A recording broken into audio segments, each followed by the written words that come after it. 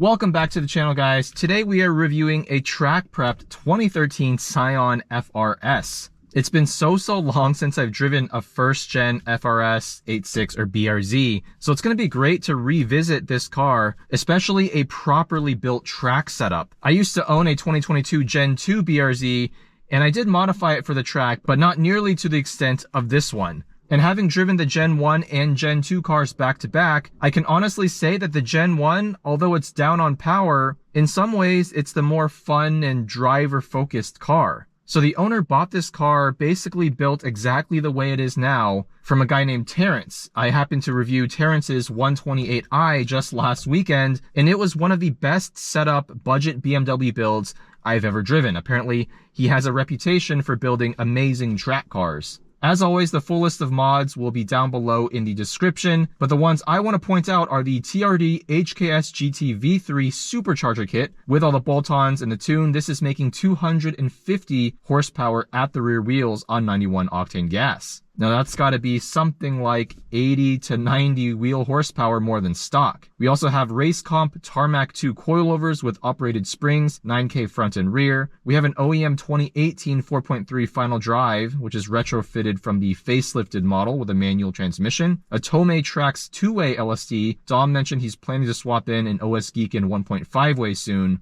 AP Racing brakes front and rear, and a bunch of other aero and interior and suspension bits. Voltex Type 1S wing, same wing I used to have on my yellow S2000, and we're running some work wheels, 17x9 all around, with 255/40/17 Nanking AR1 tires. Dom also mentioned he's planning to put a roll bar in it at some point. Also, this does not have an anti-submarine belt, so that is definitely not ideal for safety. Over the years, there have been so many complaints about the interior of the first-gen twins. I actually think this interior holds up just fine for the price point. Yes, there's a lot of cheap plastics, but I just think the way everything kind of looks and is designed, super easy to use, not over-styled, very basic but clean head unit. This interior doesn't really scream outdated to me. I actually think it's very functional and clean. I'm curious to see, do I enjoy driving this more on a Canyon road or a Honda S2000? That would have been the perfect comparison. So I'll try to add a few thoughts about that at the end of the video. 6-speed manual transmission. This has the FA20 engine, of course, when it was stock, 200 horsepower, 151 pound-feet of torque, 2,800 pound curb weight. I imagine with the mods, this might be a little bit lighter.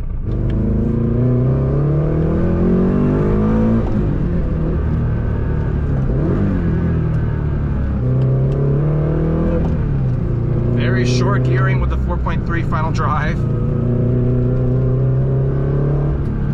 Got that characteristic Subi rumble.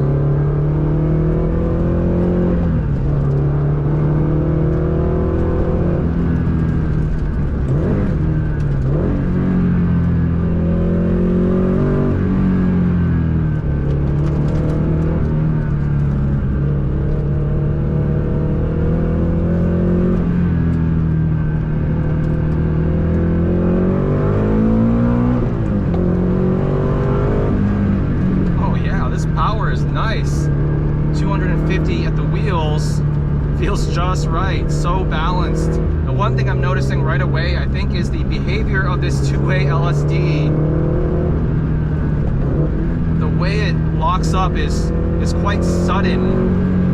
And so on turn-in, all of a sudden it feels like at times the car wants to just step out when it's not at that point yet, but it gives you that suggestion.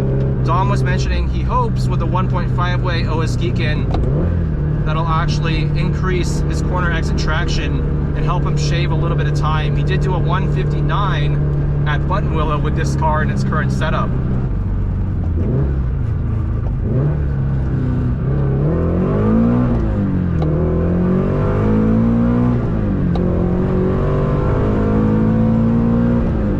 Really nice power to weight ratio. Easy to heel toe.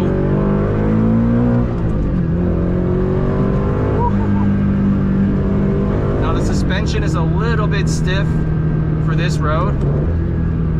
There's a little bit of Extra movement over the bumps.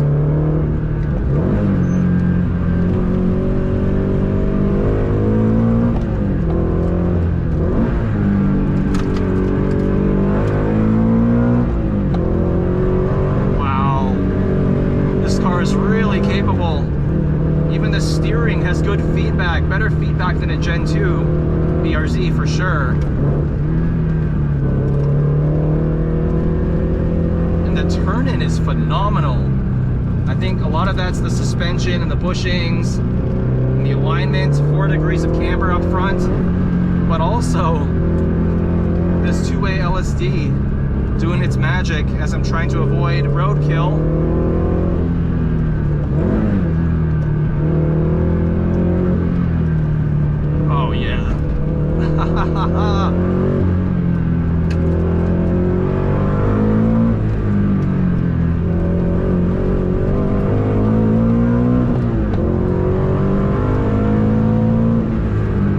Excellent brake feel. The pedal is not overly sensitive. So much modulation. Really like the feeling of these brakes. This is a properly set up track car. With just the right amount of power. I mean, maybe you could use another 20 wheel horsepower, but at 250, you're basically talking about less than 10 pounds of curb weight per horsepower. Probably 9 point something, and that feels just right. We've got these shift lights here, very convenient in terms of the placement.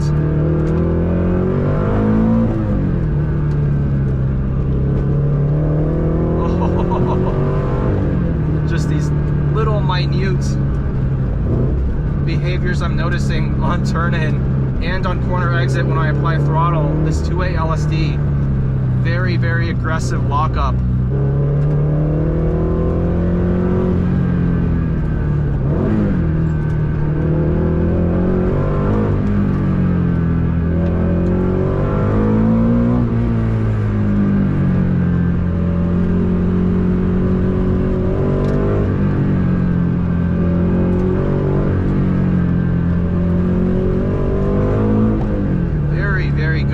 Response. It's so easy to rev match downshifts. No adjustable throttle sensitivity here. It's just one setting and it works.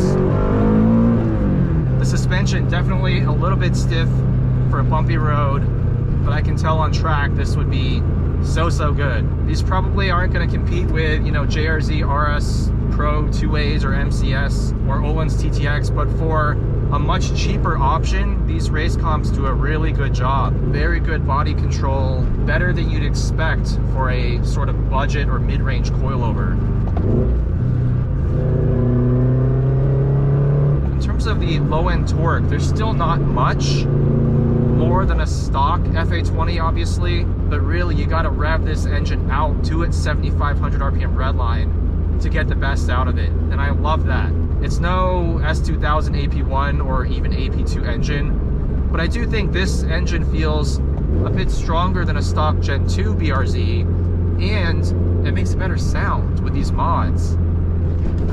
You get that soupy rumble, it's not overbearing or raspy, really good shifter feel. So back to the S2000 comparison for a second. I would say this car is more approachable to drive quickly.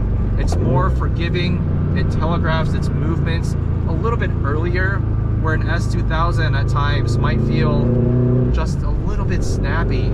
Overall performance level of this feels very close to a properly track-built S2000 with bolt-ons and a tune. This probably makes slightly more power, but its responses aren't quite as sharp as some of the best S2000s I've driven. But again, the pro is that you get approachability. This car is easier to drive, no doubt.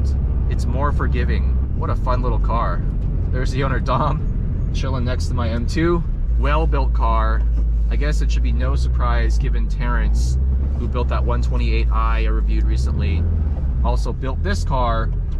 In a lot of ways, this is the move. If you want a fun track car that doesn't break the bank and you're willing to put some time and money into mods, you can set up a really fun first gen FRS 86 BRZ, especially with the Supercharger. I think that really transforms the slightly imbalanced nature of the stock car, which just needs more power. And with the chassis mods, the suspension, the diff, and all the little supporting things that just make the car feel sharper and more agile, you have an excellent driving experience, probably for less than $30,000 all in, maybe 35 tops. You can pick up a clean Gen 1 around $15,000 nowadays. So that leaves you quite a bit of budget compared to, let's say, an S2000, which is going to cost at least $10,000 to $15,000 more just for the base car. It's really hard to argue against the overall value proposition of a modified Gen 1. So let me know your thoughts down in the comments. Would you choose this or a fully built Honda S2000? A big shout out to the owner Dom and to the builder Terrence.